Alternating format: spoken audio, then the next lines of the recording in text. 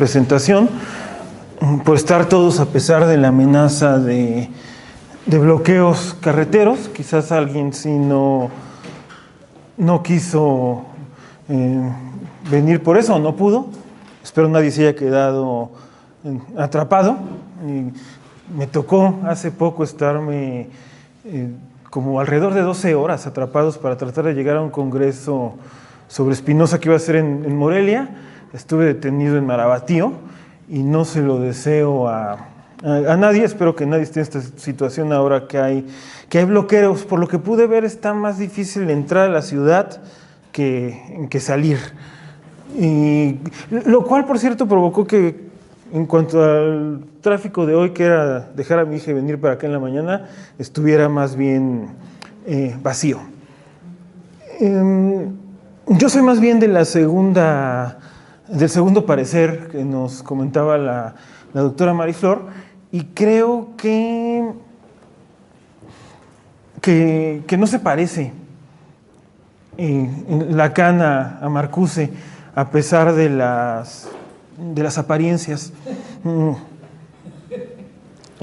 Tuve la grata oportunidad de volver a escuchar la conferencia sobre Marcuse de la doctora Aguilar, lo cual me da la pauta para comentar no esa, sino varias sesiones. Me congratulo de tener una intervención completa. Después de tantos paros pensé que este momento no llegaría, y llegó, con bloqueos carreteros y todo, pero bueno, llegó. Pero justo, no sé si subieron hoy la conferencia, pero por lo menos hoy me llegó notificación que estoy suscrito en YouTube a la Secretaría Académica, y la pude escuchar, que de todos modos ya tenía mis notas. Me quedo con algo que sí no había visto. Bueno, no había visto completamente, pero por lo menos en la exposición se demuestra un Marcuse, lo dices literalmente, deprimido, utilizando el término psiquiátrico de depresión. Yo diría que está más bien melancólico, para utilizar el término del psicoanálisis. Y efectivamente, por lo menos en la exposición que hace la doctora, se nota desesperado. Ya no podemos hacer nada porque estamos subsumidos totalmente por la tecnología. Tiene cierta parte de encanto, ¿no? Yo siempre digo que estos personajes cinematográficos que están así desesperados, melancólicos, son devastados y sensuales, ¿no? Era toda una fórmula de Hollywood, además, en los 80, 90. Ya es un galán que empieza a pasar de moda, incluso a envejecer, pero tuvo sus momentos gloriosos, y Marcuse estaría por allí. Pero sí creo que está melancólico porque le falta la falta. No ha hecho el duelo de la falta. Entonces, todos son totalidades. Y precisamente habría que empezar por el no todo. No todo. No todo se cierra. El universo simbólico es incompleto. Somos sujetos en falta, afortunadamente, porque una de las cosas que espero mostrar ahora es que una de las características del capitalismo contemporáneo, que hemos llamado neoliberal, tiene que ver con hacer que falte la falta, que no nos pueda faltar. Y algo de lo desesperante de este capitalismo tecnológico, que incluso podríamos llamar compreciado, permítanme ir poco a poco, farmacopornográfico,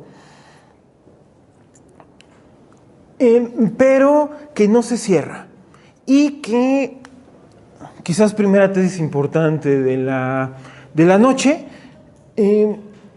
todo aparato, dispositivo, gadgets, chupón con cosas virtuales como los celulares, toda máquina está primordialmente hecha con palabras, y es por medio de sumergirnos en el lenguaje que estamos ante un proceso violento, pero estoy respondiendo a la pregunta que hizo la vez pasada el compañero Sergio Rubén Maldonado, que decía, ¿toda producción de la subjetividad es violenta? Y sí, el insertarnos en el lenguaje es ya intrínsecamente violento, ya es un proceso que implica la fuerza, que implica pérdida. Espero explicar esta cuestión de la pérdida hoy, pero que, aunque todo siempre implica violencia, no alcanza a sujetarnos de manera completa. Néstor Brownstein hace, en el libro que les pasé, tiene un primer capítulo sobre los servomecanismos, donde habla que el reloj está hecho de palabras y que incluso cita a Lacan y dice, las máquinas complicadas no están hechas sino de palabras. La tecnología solo se entiende desde dentro del universo del discurso. Y ya hay un cuentito corto de Julio Cortázar que me voy a permitir leer, que tiene que ver con cómo somos sujetados con los dispositivos, en este caso con el reloj. Julio Cortázar, preámbulo a las instrucciones para dar cuerda al reloj. Piensa en esto cuando te regalan un reloj. Te regalan un pequeño infierno florido, una cadena de rosas, un calabozo de aire. No te dan solamente el reloj, que los cumplas muy felices y esperamos que te dure porque es de buena marca, suizo, con áncora, de rubíes. No te regalan solamente ese menudo picapedrero que te atarás a la muñeca y poseerás contigo. Te regalan, no lo saben, lo terrible es que no lo saben, te regalan un nuevo pedazo frágil y precario de ti mismo, algo que es tuyo, pero no es tu cuerpo, que hay que atar a tu cuerpo con su correa, como un bracito desesperado colgándose de tu muñeca. Te regalan la necesidad de darle cuerda todos los días. Te obligan a darle cuerda para que siga siendo un reloj. Te regalan una obsesión de atender a la hora exacta en las vitrinas de las joyerías, en el anuncio por la radio, en el servicio telefónico. Te regalan el miedo de perderlo, de que te lo roben, de que se te caiga al suelo y se rompa. Te regalan su marca y la seguridad de que es una marca mejor que las otras. Te regalan la tendencia a comparar tu reloj con los demás relojes. No te regalan un reloj, tú eres el regalado. A ti te ofrecen para el cumpleaños del reloj. Hasta aquí Cortázar.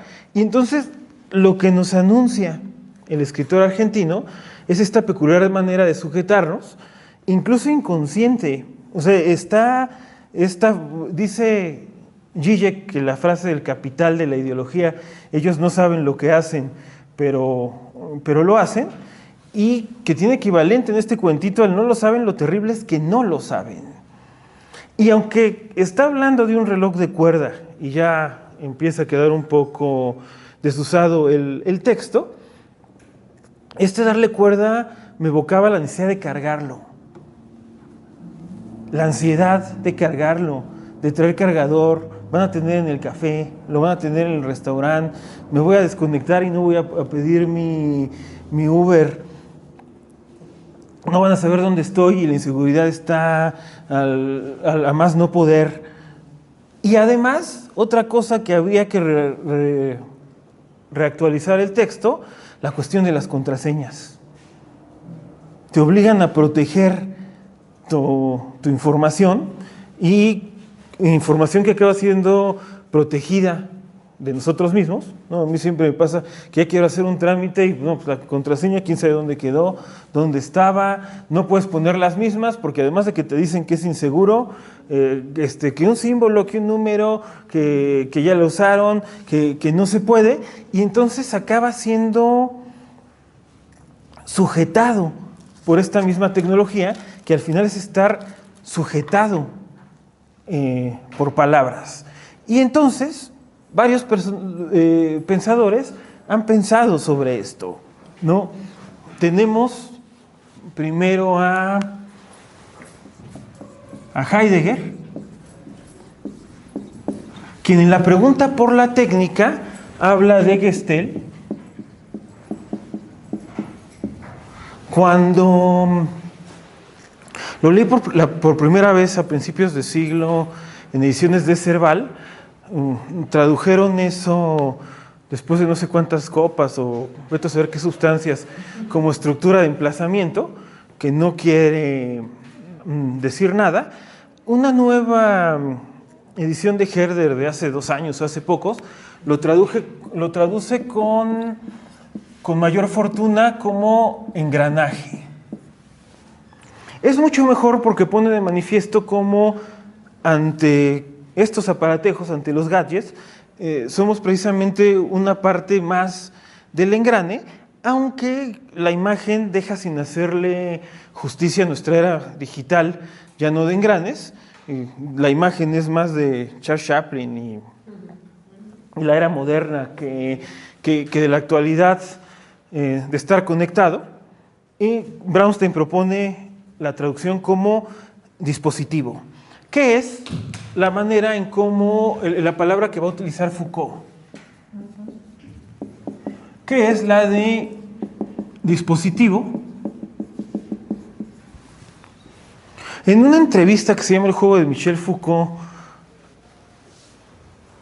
y que además es con psicoanalistas, con Jean-Claude Miller, con otro Miller, que no me acuerdo su nombre, pero que está en proceso penal por mala práctica en Francia, y por eso, Gerard Miller, por eso me estaba olvidando, por no recordar a los colegas malpracticantes. Y Foucault se enoja mucho, y los dos Millers quieren hacer llegar a Foucault de que la técnica es con palabras, y Foucault es muy grosero y le dice, no, no es cierto, para mí da igual que sean palabras o no, el hecho es que conectan nuestro cuerpo y a partir de ello desarrollan líneas de demarcación. Y entonces son todas las tecnologías que analiza Foucault, que lo hemos visto en otras prácticas en este Cursos Extraño, que es cómo nos dividen, ¿no? Al cuerdo del loco, al buen chico del delincuente, al enfermo del sano. ¿Cómo se llevan a cabo todas estas prácticas divisorias? Y que tienen que ver precisamente con tecnologías.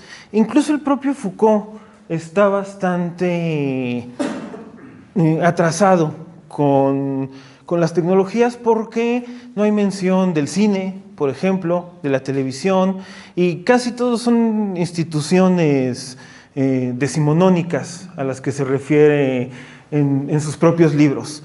Y mi favorito personal, que es Paul Preciado, habla del régimen farmacopornográfico.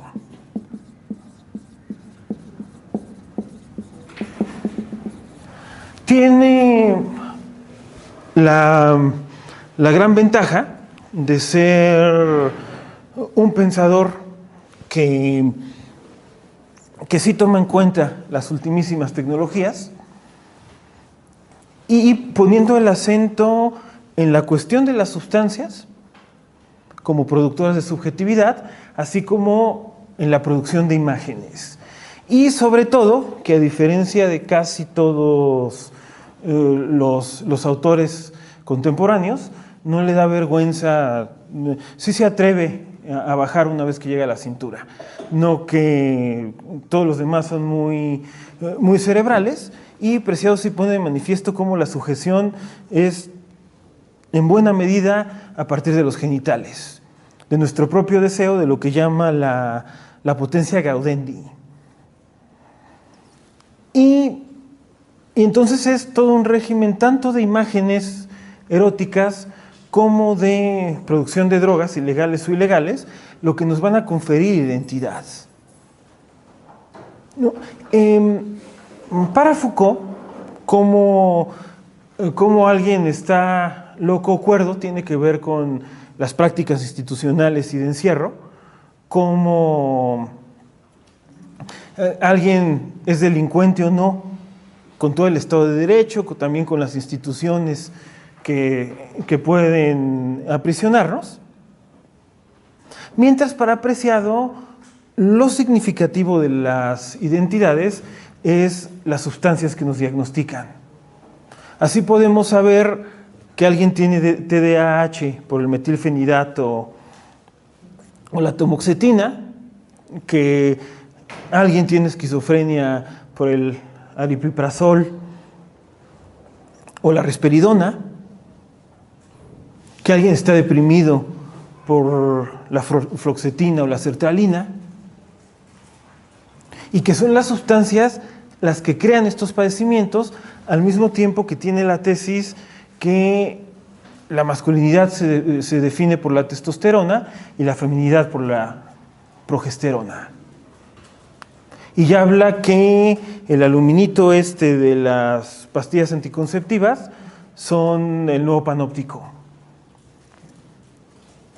Y entonces son las maneras en cómo nos sujetan, en cómo somos alienados.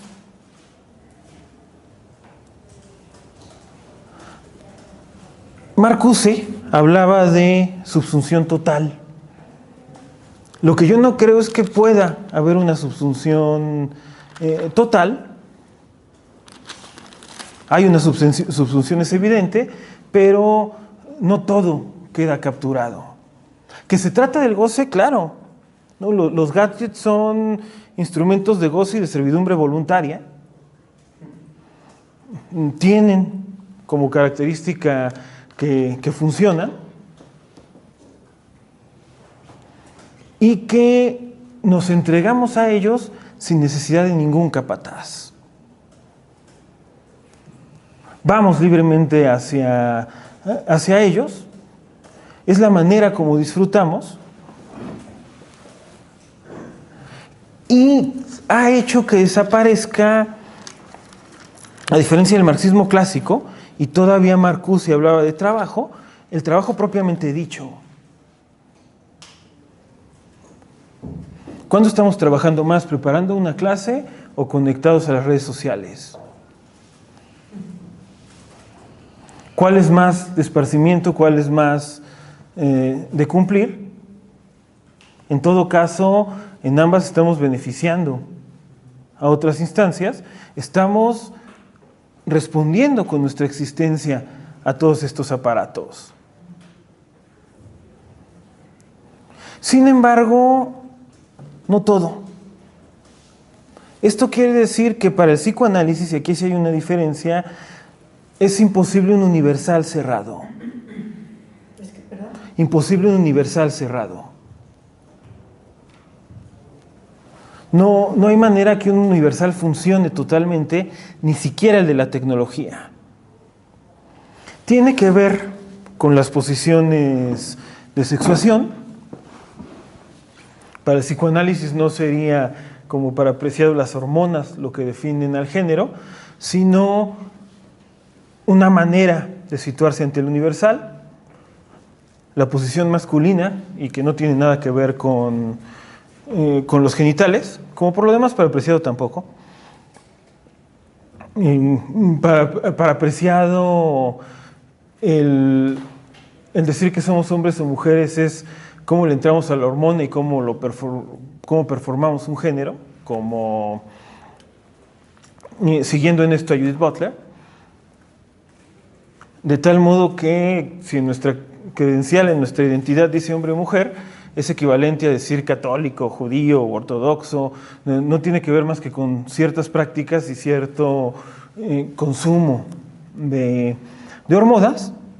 Para Lacan tampoco tiene que ver con los genitales, pero es una postura en relación al universal. La postura masculina tiene que ver con el universal y sus excepciones.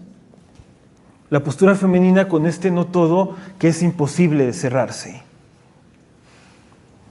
que siempre está poniendo en cuestión al propio universal y que, como veremos con la posición de la izquierda, de la histérica, perdón, se está llamando, que es también la de la izquierda, por cierto, siempre, exactamente, otra apuesta, otra tesis subyacente a esto es que la izquierda tiene que ser histérica y que no le queda nada bien volverse paleros de los amos, sean quienes sean, sino siempre el cuestionamiento. Como decía Tabucchi, libérame de la gente que está llena de certezas, son horribles. Bueno, tiene que ver con la histeria, con esta incapacidad de cerrar, ¿no? Se trata de una lógica de la incompletitud, que es lo que puede abrir espacio a la subjetivación política y a la crítica ideológica. No hay en el campo del psicoanálisis posibilidad de ser depresivos o melancólicos, de desesperarnos. Se trata de una apuesta por la singularidad, y la singularidad nunca está totalmente permeada por los procesos de subjetivación. Entonces, la apuesta es precisamente que no todo puede ser simbolizado, que hay un resto de lo real que queda fuera incluso de la tecnología. Si algo no quedara fuera, efectivamente, ya seríamos soldaditos sin ninguna capacidad de crítica. Cada vez parece que se cierra más, y sin embargo hay amor, hay política, hay arte, hay desobediencia. Sin embargo, no todo, todavía decimos que no. Y entonces podemos decir, en el caso por caso, que el goce sigue siendo singular. Y entonces lo real nunca se integra en el discurso, sino hay algo que desborda la totalidad. Por eso no puede ser subsunción total. Hay subsunción, sí, pero no completamente. Todavía no nos fabrican, afortunadamente, como marcas. Que hay una tendencia en la tecnología a ello, claro que lo hay, que da miedo, efectivamente, pero todavía queda esta apuesta por la falta estructural. Y entonces siempre hay un exceso o falta que permite la crítica y la transformación. Sigamos sobre esto en el segundo apartado, que es la interpelación ideológica.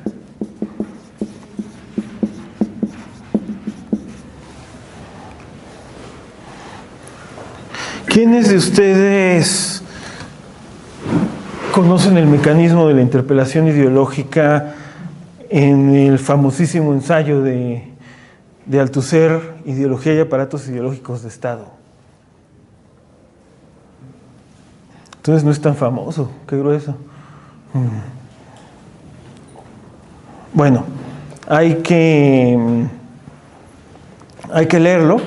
Es un ensayo fundacional, y lo es para quienes pensamos en este grupo.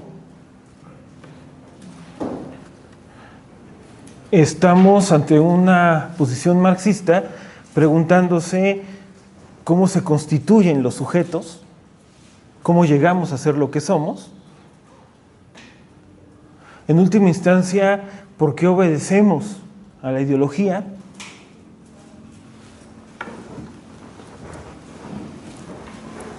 ¿Por qué obedecemos al poder? Y la tesis principal de Althusser es: la ideología interpela a los individuos en cuanto sujetos.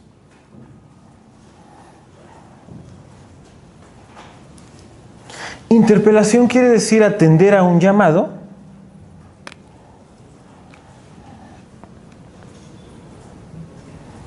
por parte de alguna autoridad. Había notado que también que es famosa la escena artuseriana, pero creo que no lo es tanto, que es la de un policía quien le llama: hey, usted, y entonces voltea, y es en esos momentos donde adquirimos el estatuto de sujeto, se nos confiere una subjetividad o identidad. ¿Tú ya recordaste algo? Yo me acordé, pero de Austin, o sea, cómo hacer cosas con palabras que justamente retoma Butler y acerca de la performatividad y de la interpelación, pero yo me estaba acordando de Butler. Quien lo toma de Althusser, incluso el capítulo 5 de Mecanismos Psíquicos del Poder se llama La conciencia nos hace a todos sujetos, la sujeción en Althusser, donde la filósofa norteamericana comenta estos tópicos de producción de subjetividad según Luis Althusser.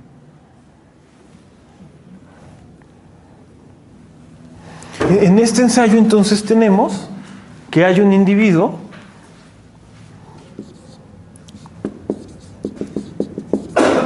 quien a partir del llamado se convierte en sujeto.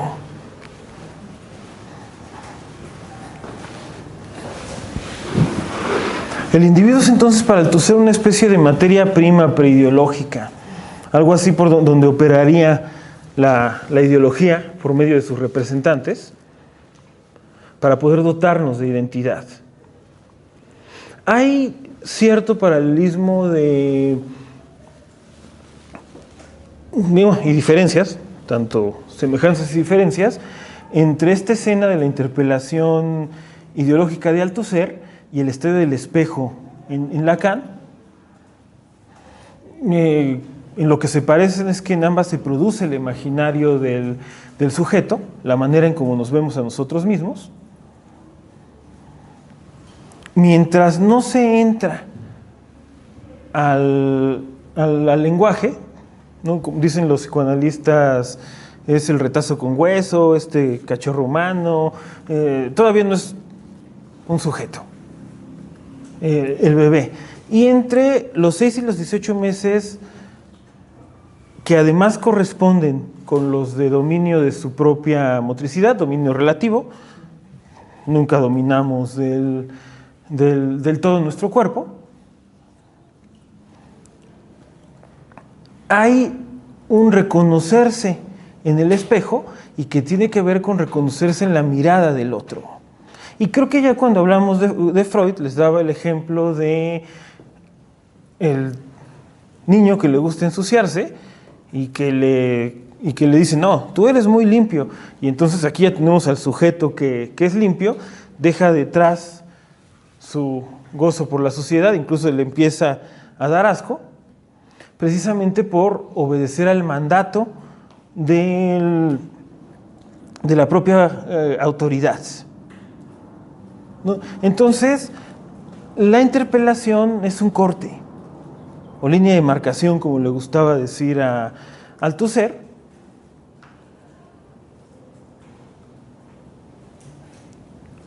entre lo que somos pero no sabíamos, el niño no sabía que era sucio, y lo que queremos ser, el ideal del yo, limpio. Pero aquí encontramos la primera gran diferencia con el psicoanálisis. El sujeto del psicoanálisis es el fracaso de convertirse en sujeto althusseriano. El fracaso del psicoanálisis, el sujeto del psicoanálisis es el fracaso de convertirse en sujeto althusseriano, es decir, el sujeto en el psicoanálisis es cuando no obedecemos a la ideología. Ya en la sesión de Freud, acuérdense, por eso me regodeaba con Freud con los lapsus, con los olvidos, con los sueños. En todas las formaciones del inconsciente estamos muy poco expuestos a la ideología. Hay choque, claro, pero lo estamos franqueando. Es al niño al que le dicen tienes que ser muy limpio, emerge su sujeto en el sentido psicoanalítico cuando le dice a su novia o novio el 14 de febrero vamos a hacer cochinadas.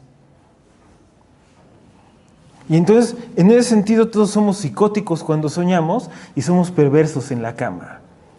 La ideología no está funcionando. Entonces, para el tu ser el sujeto es lo que hace que la ideología funcione. Para el psicoanálisis el sujeto emerge desde que la ideología falla, pero no es tan blanco y negro.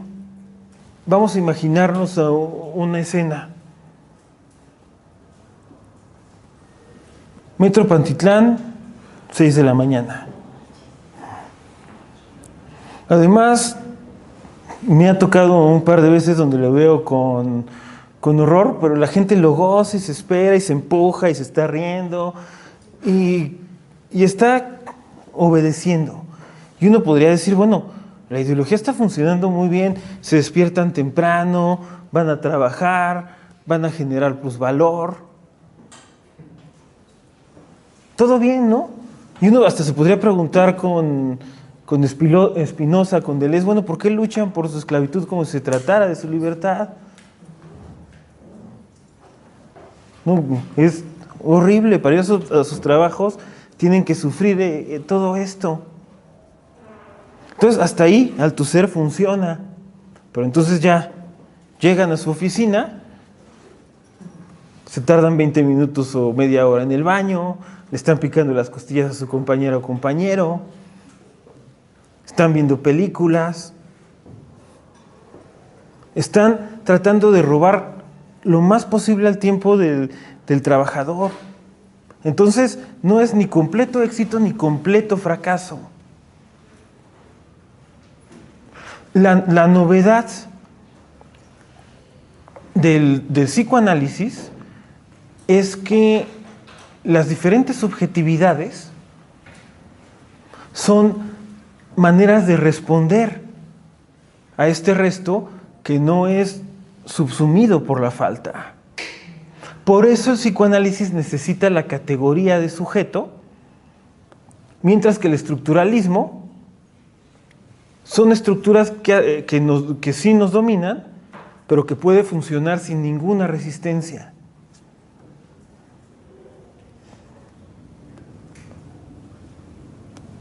No, según yo, aunque es una vieja discusión con la doctora Aguilar, Althusser falla en poder presentar la alternativa de cómo falla la ideología, porque aunque habla de los malos sujetos, en cierto sentido todos somos malos, nadie es bueno totalmente, ni malo totalmente, ni el perverso, ni el psicótico, todos tienen ciertas trazas de diferente manera de la ley de las estructuras, y de hecho las diferentes estructuras clínicas, la neurosis con sus dos lados, la histeria y la obsesión, la psicosis, la perversión, son maneras de responder a este exceso. Son maneras de afrontar ese resto, esta imposibilidad de convertirnos en sujetos. Y lo mismo sucede con el discurso, con el vínculo social. Los 4 tipos de discurso de Lacan señalan maneras distintas de afrontar ese resto.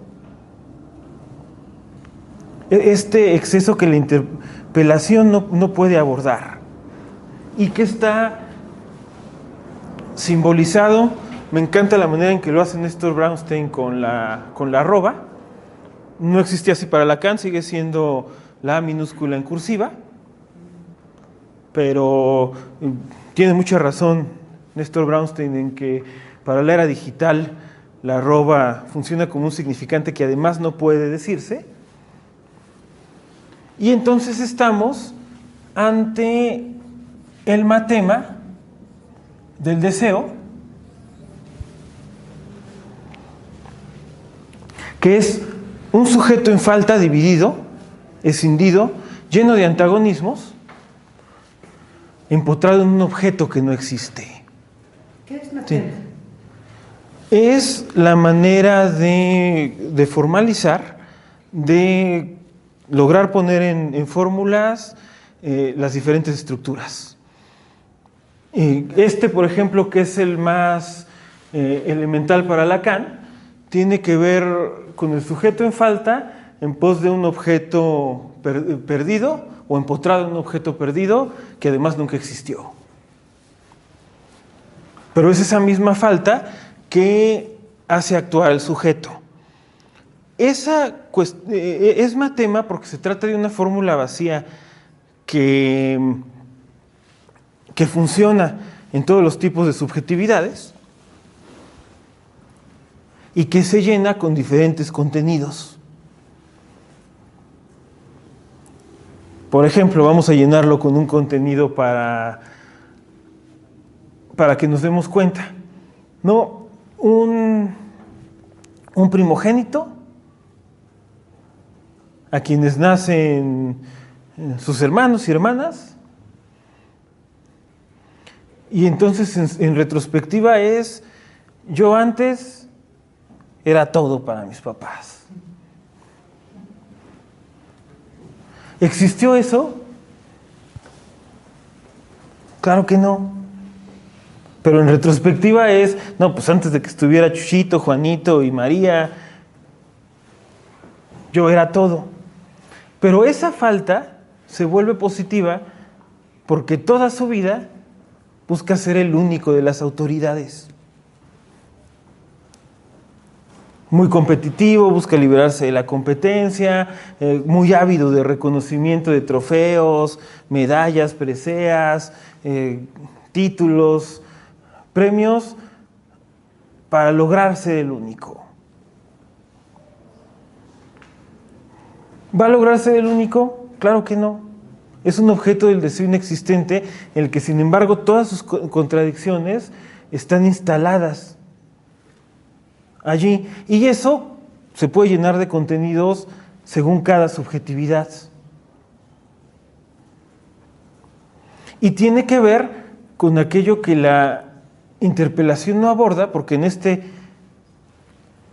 ejemplar caso, la interpelación es posiblemente: tú tienes que querer a tus hermanos, seguramente hubo algo que queda de ese mandato, y entonces tiene que sublimar esa falta en alguna actividad, porque tampoco puede dar rienda suelta a su agresividad y eliminar a los hermanos, aunque lo hubiera deseado. Estamos entonces en estos dos polos de Althusser, que la exterioridad, de Althusser y Lacan, aquí sí de ambos, la exterioridad, las autoridades, la ley, las circunstancias, moldean la subjetividad, es decir, el propio interior del sujeto, lo que se vive como exterior. Por eso Lacan acuña el término de extimidad.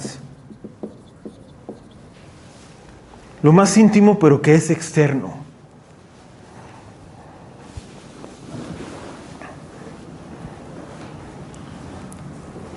Se trata de la manera como buscamos existir para un otro, del propio reconocimiento, ya sea reconocer la imagen propia en un espejo o reconocerse a sí mismo como el destinatario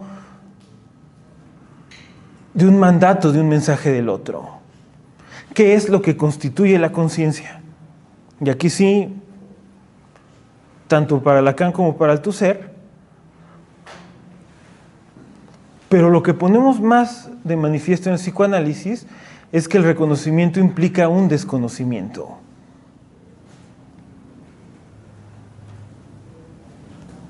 Y que existe en lo que llamamos síntoma un núcleo ajeno que decimos: ese no soy yo.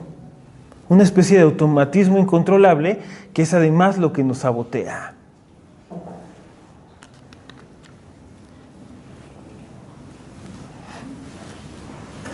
No soy yo, pero no puedo dejar de hacerlo. Cuando estudiaba la maestría en psicoterapia psicoanalítica, hablando de esto de la limpieza y la sociedad, leí un artículo de psicoanalistas argentinos, evidentemente, que es los que más producen, presentando un caso de un abogado que había recibido ese mandato ideológico de parte de su madre de ser muy limpio, y que su queja era eso: pero pues a mí me gusta ensuciarme, no lo puedo evitar, me encanta, cada vez que puedo lo hago, después me da culpa, todo este círculo vicioso del síntoma. La interpelación altuseriana da cuenta de por qué este sujeto busca ser limpio y por qué tiene culpa, pero no por qué persiste el quererse ensuciar. ¿Por qué persiste aquello que no ha integrado en su yo? Porque el sujeto es más que el yo. Sucede también en las adicciones. No, cuando bueno, yo quisiera dejar de beber, doctor, no soy un borracho, pero pues me pasa, ¿no? Un clásico de la clínica: no soy envidioso, pero... Y tengo pacientes que se la pasan sesiones explicando por qué no son envidiosos. La negación que les hablaba en la parte de Freud. Y entonces la cura psicoanalítica es incluso el llegar a gozar del síntoma. Como el título del libro de goza de tu síntoma. Entonces, ser como Bukowski, pues ya, más vale ser un borracho que un alcohólico anónimo. En el caso de esta cura que fue exitosa, el abogado se convierte en pintor.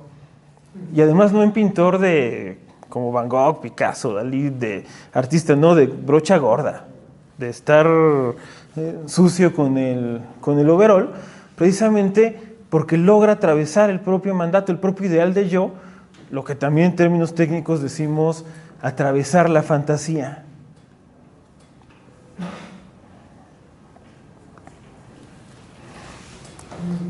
Pero algo importantísimo, tanto para Althusser como para Lacan, es que obedecemos los mandatos porque se trata de cierto amor. Se trata de cierto amor. Volteamos al policía porque le tenemos cierto amor a nuestra patria, a las instituciones, al orden social, a la autoridad. A lo mejor no a ese poli, pero pues sí a todos los que nos corrigieron, padres, maestros antes, ¿no?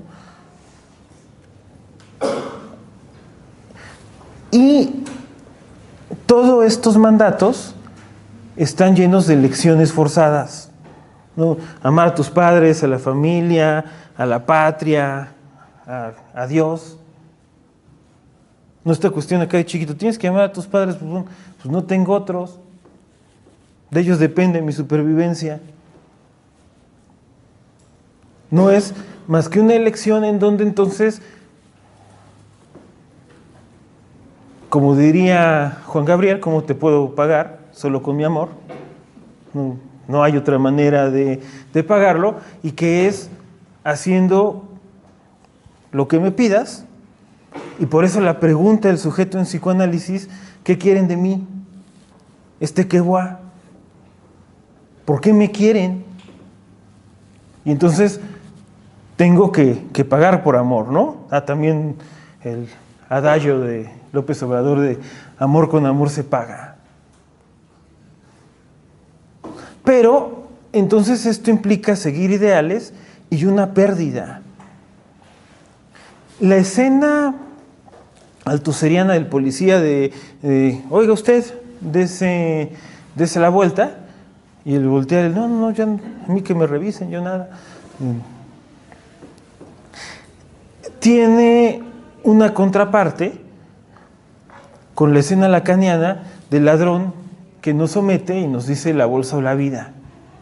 Fíjense ustedes el paralelismo de una figura de autoridad y de quien hace cumplir la ley. Tenemos más bien a quien no la cumple y que nos dice la bolsa y la vida. y que es una elección forzada, como es el entrarle a lo simbólico. Evidentemente se busca elegir la vida, pero la pérdida es inevitable. Lo que no se puede tener ya es la vida con dinero. La vida con goce total. No, ya es una vida de entrada a la ley. No se puede ser el niño de los ojos de mamá. Se tiene que obedecer a papá. Se tienen que respetar a los hermanos.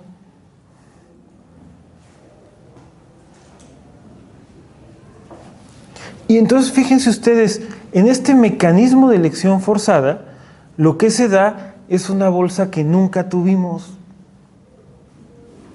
Una especie de pérdida de lo que era tener cumplidos todos nuestros deseos, que es el útero materno. Por eso amar es dar lo que no se tiene a alguien que no es. Es dar este objeto que nunca existió. Por eso es tan ridícula la seducción, ¿no? Tenemos una cita, ¿no?, de Tinder, sujetados por las aplicaciones.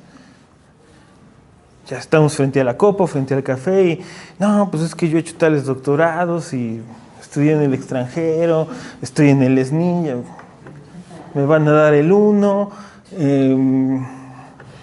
¿Qué estamos diciendo? Pues quiero ser tu consentido. Por favor. ¿Tenemos algo que ofrecer? Pues claro que no. Obviamente que no. ¿Y la otra persona es lo que creemos que es? Tampoco. Cada quien va con su fantasma a cuestas. Es este fenómeno de la transferencia, y que por eso al final del análisis también nos damos cuenta que la falta también está en el otro, que la autoridad cojea igual que nosotros. Se equivoca, es barrada, tampoco sabe nada, bueno, un poquito algo, pero para evitar los extremos neuróticos, pero se equivoca más que uno. Pero al final es ofrecer esto que somos, que es precisamente el pago por entrarle a la ideología, la bolsa o la vida, el precio por entrar a lo simbólico. Y eso es extremadamente violento. No hay manera de no sufrir esta pérdida. Solo que para Althusser, siendo muy leal a su maestro Spinoza, no se puede pensar la falta.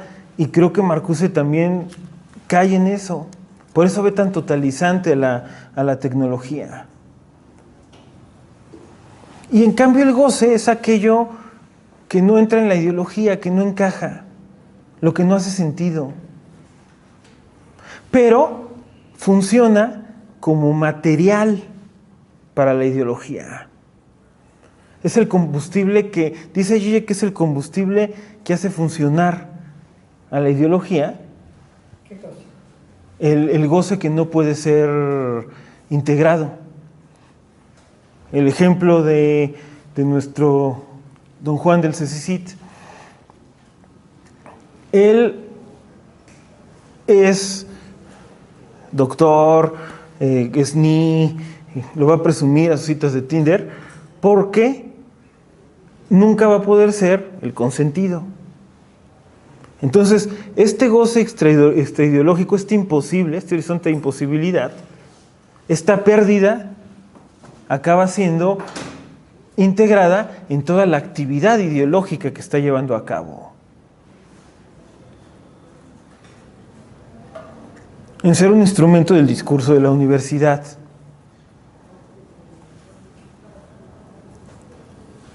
Y es donde se mezclan los extremos, porque aunque en el discurso psicoanalítico no hay lugar para la depresión o la melancolía, sí damos cuenta de que ser hombres o mujeres es una enfermedad incurable que posibilita la experiencia. no vamos a tener lo que queremos. Y sin embargo es lo que nos mantiene en movimiento y sin embargo se mueve. Y con esto llegamos al tercer apartado, que es los discursos.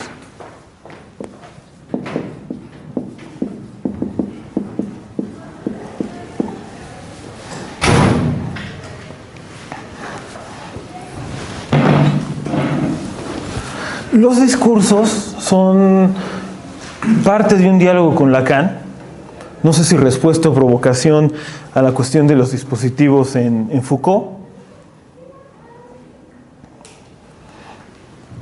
No sé qué tanto Marcuse y Lacan se leyeron, pero sí estoy seguro que están teorizando sobre la misma realidad 68era y sus rebeliones.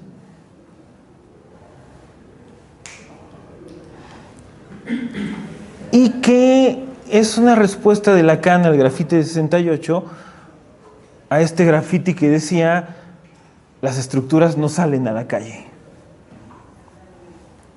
Y lo que trata de dar cuenta es que precisamente las estructuras están en la calle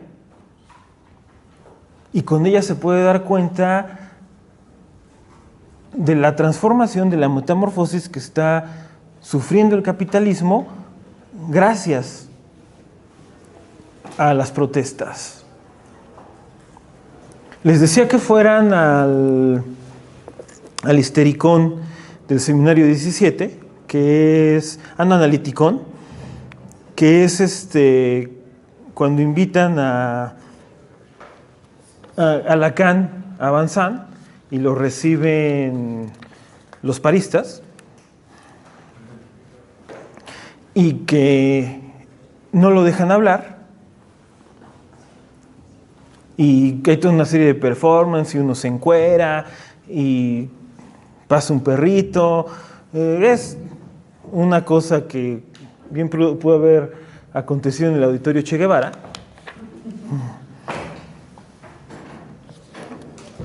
Se le acusa de ser como cura, ¿no? Alguien le grita: teníamos ya los curas, pero eso ya no funcionaba, así que ahora tenemos a los psicoanalistas. Cosas por el estilo. Y sin embargo, lo que le señala es: están buscando un nuevo amo y lo van a tener. Y lo que está haciendo con estos discursos es cómo está cambiando la dinámica del poder.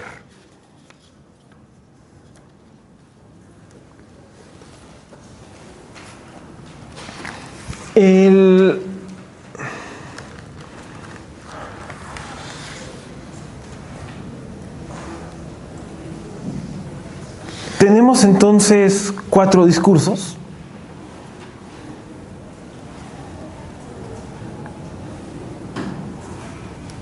El más primario y más básico es el discurso del amo, que ustedes podrán ver que en su parte de abajo se reproduce el matema del deseo, la S barrada y el objet petit, el objeto del deseo, el exceso, en donde se da cuenta de cómo se funciona como semblante de agente. Primero Lacan habla de agente, pero recuerden ustedes que el descubrimiento freudiano es que no se es dueño en la propia casa, y entonces es quien se considera a sí mismo agente, quien hace quien hace las veces de agente, pero nunca logra mandar realmente. Por eso en realidad se trata de un semblante. Semblante, el semblant lacaniano francés, se podría traducir en buen mexicano como finta. Como acá quien era Héctor Suárez, ¿no? Te traigo finto. Algo así. Como engañar al otro para colocarse en una situación de poder, que es precisamente lo que hacía este comediante. Entonces, es un semblante quien se dirige a un otro. La parte de arriba es lo que sucede de manera más manifiesta y la parte de abajo es más el inconsciente. Lo que está reprimido, podríamos decir, que es lo que se produce, y la verdad, que es lo que está oculto. La noción de verdad para Lacan es muy heideggeriana, es aquello que está reprimido, ocultado, y que tiene que desocultarse, descubrirse en el propio proceso analítico. Y entonces, en el discurso del amo tenemos a un mandato, a alguien que se asume como tal, una posición que está super out, que es... ¿Y por qué lo tengo que hacer? Pues porque yo lo digo ya. Ya está muy out, pero yo todavía lo aplico con mis hijas, ¿no? No, pero papá, ¿por qué? Pues porque soy tu papá. Hasta ahí. El límite, el corte. No te lo voy a explicar. Y como puede ser porque soy el médico, porque soy el general, porque soy el policía, ya, me la amo. Casi no funciona esa cuestión. Se dirige al saber, al conjunto de saberes. Está pensando Lacan en la famosa dialéctica del amo y el esclavo, señor y siervo, de la fenomenología del espíritu de Hegel, en la que el amo manda ¿para qué? Para que le produzcan, y lo que tiene el esclavo, el siervo, es el saber hacer, el know-how, el savoir-faire de lo que quiere el amo, que es quien detenta el saber. Y en esta forma, lo que se produce es el deseo, este resto que es para el amo, el plusvalor o plus de goce, que en el seminario 16 Lacan los homologa, y la verdad, lo que se está reprimiendo es que el amo también está dividido. Precisamente lo reprimido es que el amo es solamente un semblante de amo y que tiene cierto poder simplemente porque es relacional, porque los otros lo consideran como tal. Por eso esta cuestión de Lacan de un rey que se cree rey está igual de loco que un pordiosero que se cree que lo es, porque un amo que sabe que es semblante y que está más cuerdo, que puede tomar distancia, es pues la contingencia de ser un lugar en lo simbólico, padre de los hijos, que no es sustancial, nadie es el padre, solo lo eres mientras estás educando a las hijas. Nadie es sacerdote más que con sus feligreses.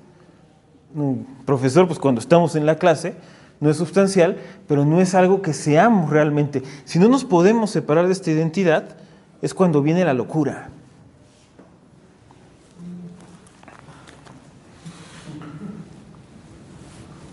Este discurso, aunque la humanidad, sobre todo en su periodo agrario, funcionó no sin fallas, porque ningún vínculo social es perfecto, pero funcionaba, empieza a cambiar con la revolución industrial y el advenimiento de la ciencia, y llegamos a aquello que Lacan llama el discurso de la universidad. ¿Por qué discurso de la universidad?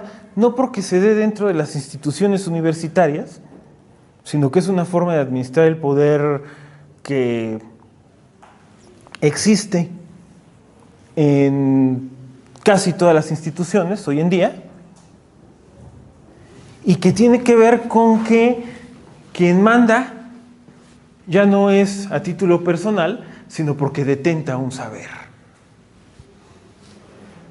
Caso paradigmático, pero para nada el único, el médico.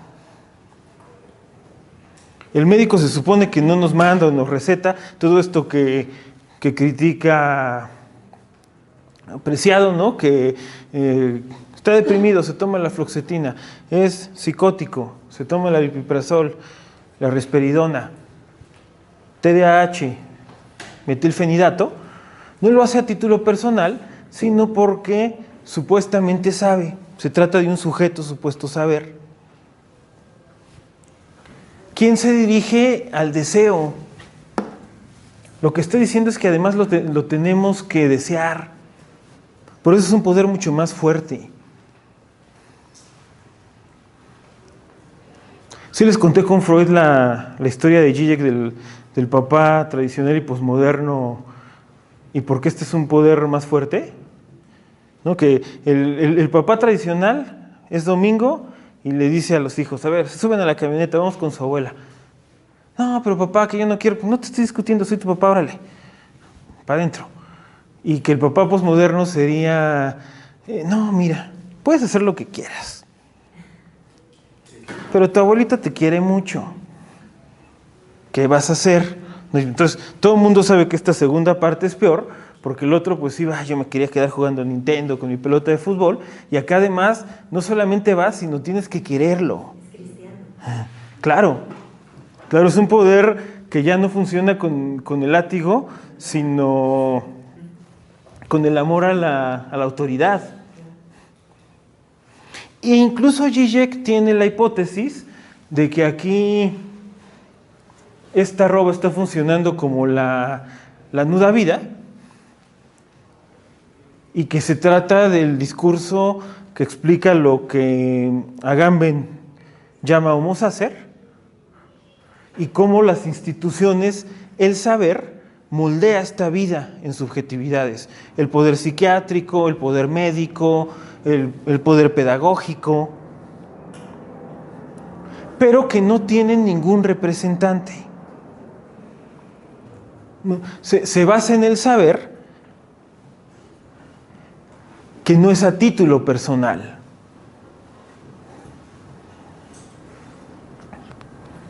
Tendría que ser el supuesto saber ideológicamente neutral. Somos humanistas y sabemos que no existe, pero es como funciona en el discurso, en el vínculo. Lo que se produce es la división del sujeto, porque lo que se tendría que querer es aquello que marca el saber, y lo que se reprime es la verdad, es el amo, lo que no se puede decir, que es quien toma las decisiones. Decía Winston Churchill que el presidente es aquel que después de oír a todos los expertos le toca tomar una decisión de qué se va a hacer. Y es ese momento de decisión lo que está reprimido en el discurso de la universidad.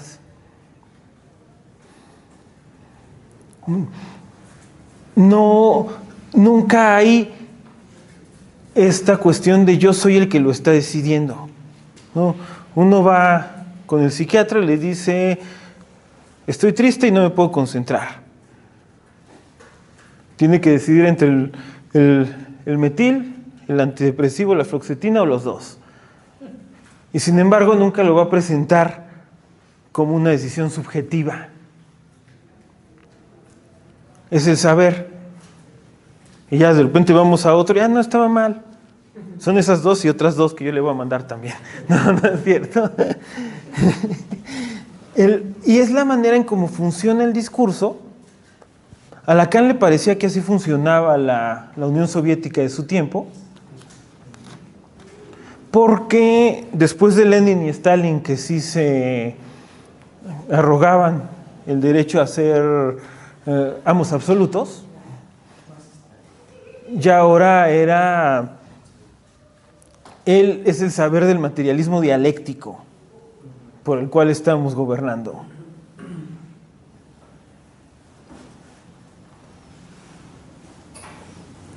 Entonces, aquí el conocimiento es el que interroga al plus de goce, lo racionaliza, lo justifica.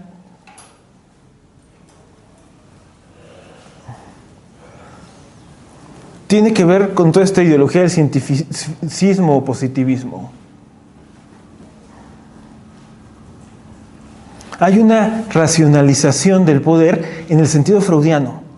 Es decir, no solamente en el sentido que el poder ahora está más racionalizado, como Foucault lo dice, sino que además nos enfrenta a su mecanismo precisamente a partir de esta misma racionalización del metarrelato con el que se le justifica.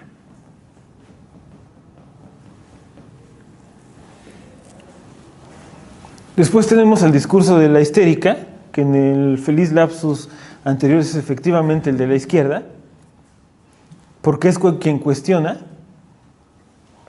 Es el sujeto barrado cuestionando al amo. Y como dice Lacan, la histérica busca un amo sobre el cual reinar. Y que hay que cuestionarlo, hay que bombardearlo con una serie de demandas todas imposibles de cumplir para poder poner de manifiesto su impotencia. Que por lo demás lo que dice Zizek que hay que hacer con el poder, ¿no? Empezar a bombardearlo. ¿Y dónde están mis 40 horas de trabajo? ¿Y dónde están mis derechos? Como escuchaba ahora que los campesinos que estaban bloqueando fuera, que decían, es que los granos tienen que salir del TLC. Es una maravilla de demanda porque es imposible de cumplir por el gobierno mexicano. No tiene el poder para negociar eso. Y sin embargo es un gran momento histérico de decir, a mí me cumples, o a poco no vas a poder. Que al amo, casi siempre en masculino y machito, le buscaría evitar la impotencia. Y entonces se dirige al amo y produce el saber. Son las preguntas, el cuestionamiento, lo que produce el saber, la crítica. La verdadera ciencia no es discurso de la universidad, es discurso de la histérica. O podríamos decir, parafraseando a Thomas Kuhn, que la ciencia normal es discurso de la universidad, la ciencia revolucionaria es discurso de la histérica.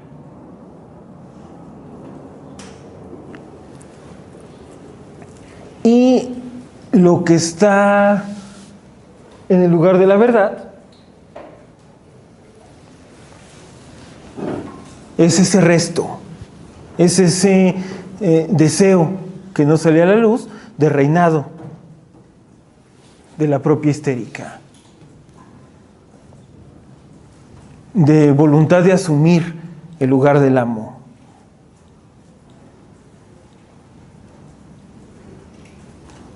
Entonces es una especie de conocimiento erotizado. Tiene que ver, por ejemplo, con Badiou, con el sujeto fiel, con este cambio, con esta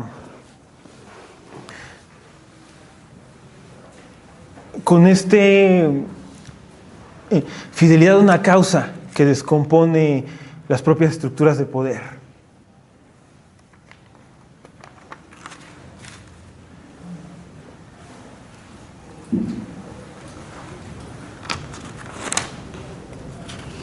Porque al final es lo que recusa toda ideología. El lema de la histérica es porque soy lo que dices que soy.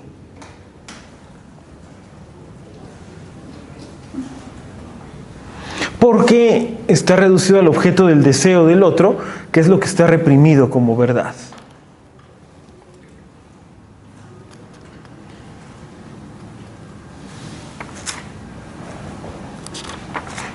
¿La universidad produce la histérica?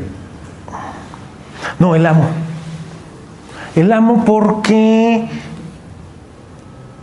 el amo sí ventila sus intenciones de gobernar. El discurso universitario no.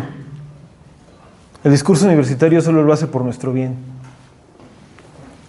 y aplica lo que sabe. El discurso universitario alcanzó su clímax en la pandemia.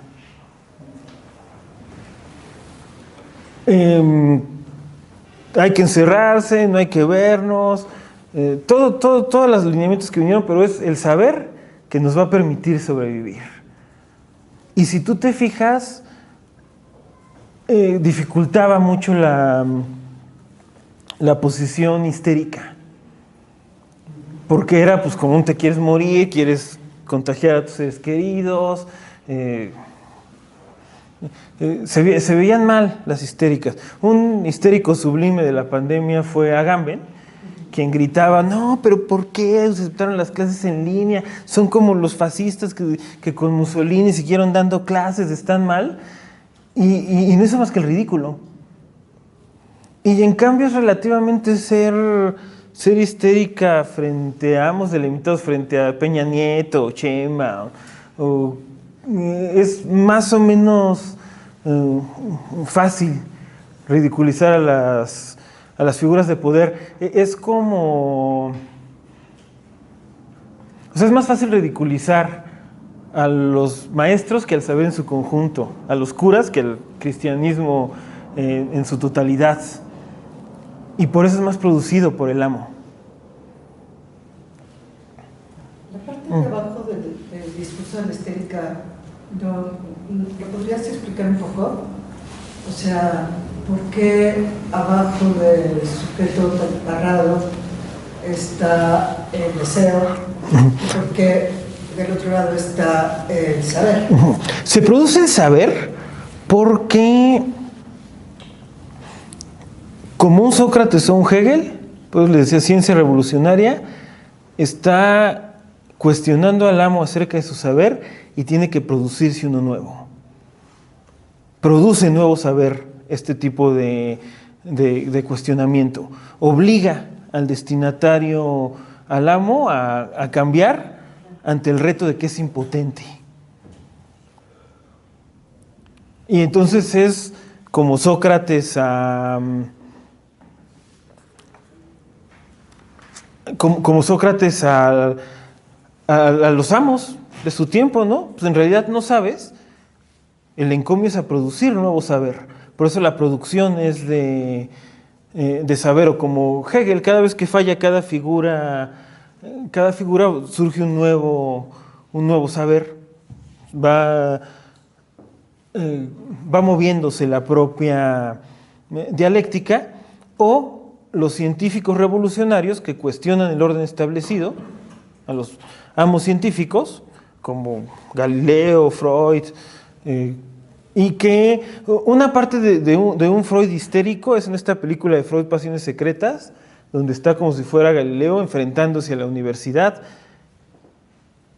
que le dice que no son válidos sus nuevos conocimientos. Pero es en ese... En YouTube, ya es viejísima. Es esta de Freud, Pasiones Secretas, es esta película de John Huston, cuyo guión fue por Jean-Paul Sartre. Y entonces este cuestionamiento del saber establecido lo que crea nuevo saber, por eso es la producción. Que además tiene un gran momento histérico, porque mucho lo que decían a Freud es que no existía histeria masculina, un profesor que se llamaba Meiner, y que en la misma película un día está Freud en su casa, llega el sirviente de Meiner y le dice, oiga, ¿qué quiere verlo su antiguo profesor? Dice, pues si me odia, todo el tiempo me estuvo atacando. Y dice, bueno, pues se está muriendo, ¿no? En respeto a ello voy. Y estaba precisamente Meiner en su lecho de muerte y le dice, señor Freud, nunca quise que avanzara su descubrimiento de la histeria masculina porque yo soy un histérico. Y no soportaba que esto se viera. Y entonces es el propio cuestionamiento, lo que es el movimiento histérico de crear nuevas categorías. Por eso esta cuestión de la crítica permanente en lo que tendría que ser el conocer en las disciplinas científicas. No basar el poder en el conocimiento, sino como lo hace la histérica, entronizar el poder del cuestionamiento para nuevas producciones.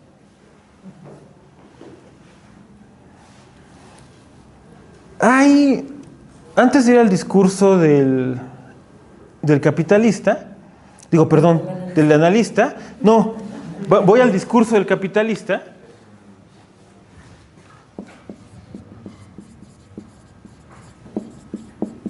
Porque Lacan está dando cuenta del cambio,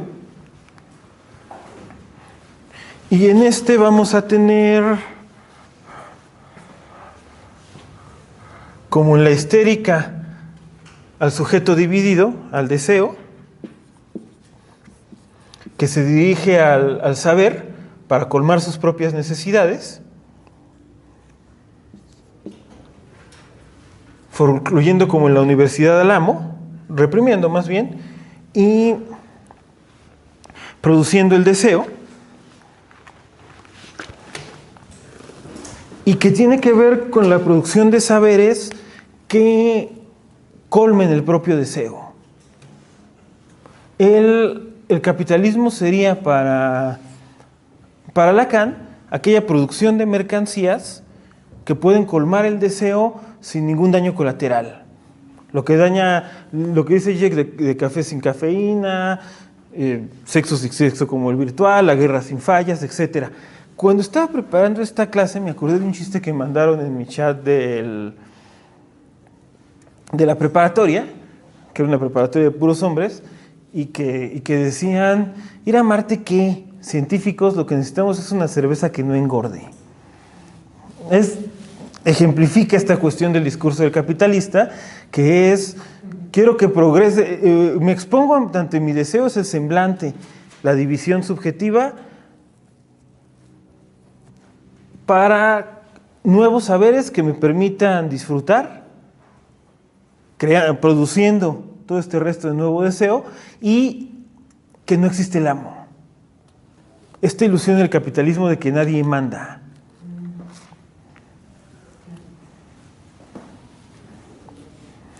Y tiene que ver con que el sujeto del capitalismo sería el narcisismo, el que no se las quiere ver con su falta.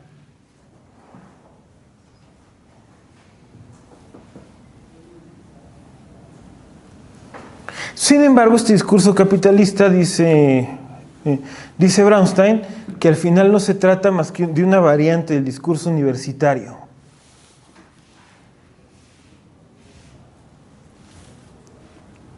Cito a Brownstein: el discurso capitalista tiene ya su fórmula en el seno de los 4 discursos, y ella no es otra que la del discurso universitario, en donde el saber toma el lugar de la gente que repite y comunica los dictados del amo, dirigiéndose a un otro que no es ya el esclavo, sino el proletario anónimo, sin rostro, siempre sustituible, imagen misma del objeto A. El vector S2 dirigido al arroba en el discurso universitario. Se puede dar cuenta de la novedad que implica el discurso capitalista, discurso del amo moderno, mostrando que es homólogo con el discurso universitario, ya que comparte su fórmula estructural y los discursos siguen siendo 4. Pues eso a mí no me queda claro. Que seguimos teniendo una predominancia de saber. Lo único que está poniendo más de manifiesto y claro es que es para tratar de cubrir necesidades, pero el saber sigue siendo el rector. En realidad, lo único que está movido es que en vez de que el saber sea rector, son los deseos, y el saber produce mercancías. Aquí habría que ponerle mercancías para colmar esta división. De lo que se pone de manifiesto es que el deseo en la universidad se produce, pero en el capitalista se cierra, porque se trata de colmarlo sin ningún daño colateral, y entonces tenemos al sujeto narcisista del propio capitalismo.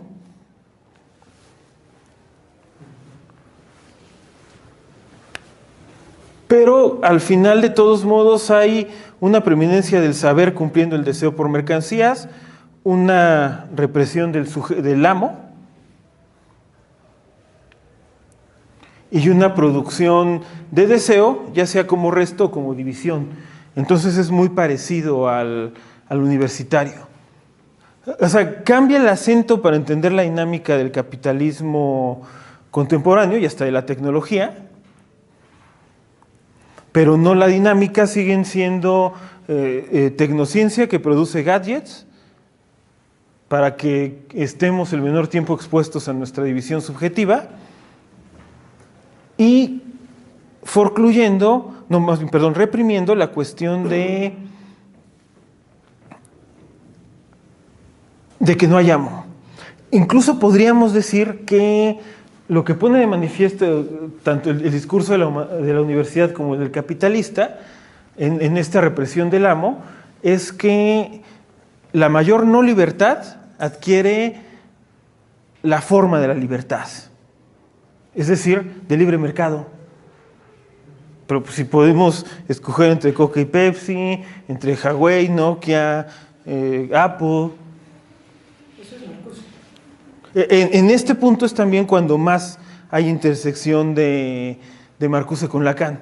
En esta cuestión de que la mayor no libertad tiene forma de libertad y que tiene que ver con el tachonear, el S1, el gesto del amo. Pareciera que no hay ninguno. Y también otra homología y bastante acercamiento, el mandato es el de goza. O sea, lo que acaba siendo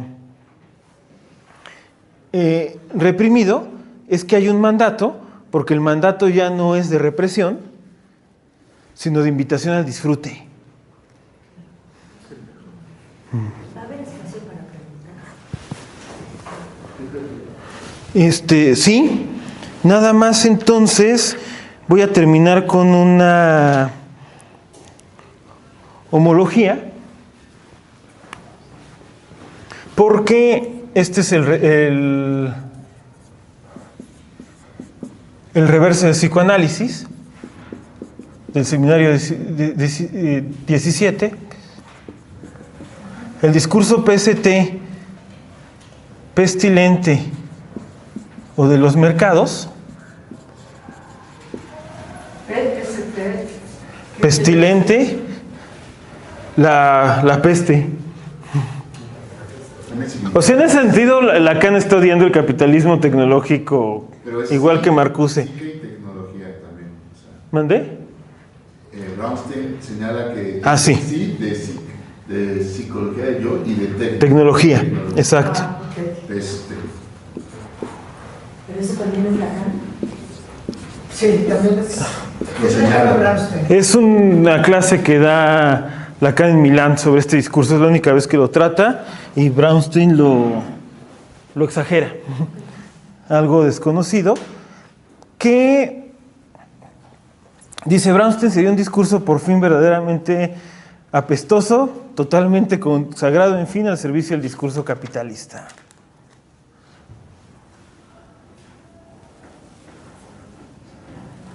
Y tenemos al propio deseo dirigido a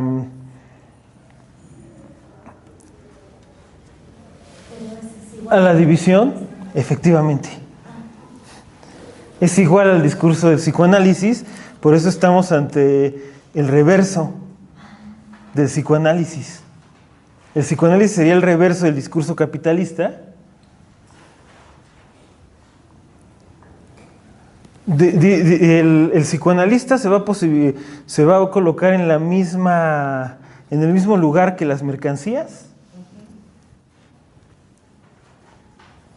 Nada más que las mercancías es para decirnos quiénes somos. Así, pues yo soy quien traigo el iPhone más nuevo, ¿no? Ya no sé ni en qué número vayan. Yo soy, dice Brownstein, el que me dice Facebook que soy, que fija eternidad, fija identidad. Eternidad fue lapsus también feliz. Produce identidad con habladuría. El psicoanalista disloca identidad con el silencio. Con el silencio. Pero... ¿Y el pestilente con qué produce identidad? Con las mercancías. Entonces, las semejanzas son, ambos simulan no serlo e histerizan al sujeto. Van hacia la división. Tanto la mercancía como el psicoanalista se dirigen al otro para preguntarle qué le falta. Nada más que la mercancía sí va a colmar la falta, el psicoanalista no va a contestar. Ambos producen el plus de gozar.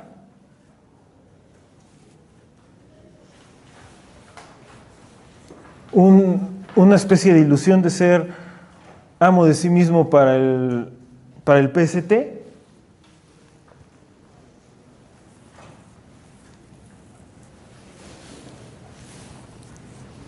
Y forcluyen el saber. ¿Por qué forcluye el saber? Porque ni el analista ni las mercancías ponemos de manifiesto lo que sabemos. No sabemos cómo funciona, al menos que sea psicoanálisis didáctico, y aún así siempre se tiene que mantener cierto misterio. No sabemos cómo están, no nos explican el funcionamiento de las interpretaciones.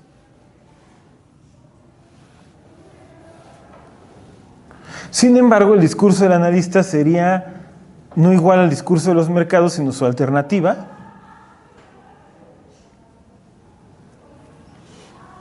Y las diferencias son que el objeto tecnológico no sabe que no sabe, el analista sí, es una ignorancia puesta en marcha.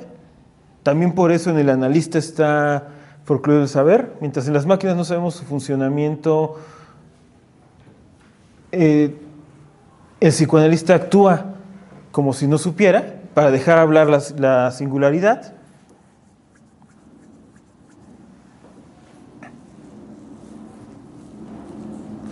Tanto en la demanda a las mercancías como al análisis está la de terminar con el sufrimiento. ¿Está la qué? La de terminar con el sufrimiento. Pero el psicoanálisis pone de manifiesto que nunca va a terminar, que la enfermedad es incurable, la mercancía es que sigas comprando y que algún día llegará. Y algo muy importante, lo que hace más diferente, y con esto termino, que mientras el discurso de los mercados no permite el amor, dice Lacan, todo orden, todo discurso que se emparente con el capitalismo deja de lado, amigos míos, lo que llamaremos simplemente las cosas del amor. Y en cambio el análisis funciona poniendo en escena un amor que llamamos la transferencia, y atravesando ese amor es como desvelamos nuestra forma de querer y nos podemos identificar con el síntoma. Lo dejo hasta aquí para las preguntas. Muchas gracias.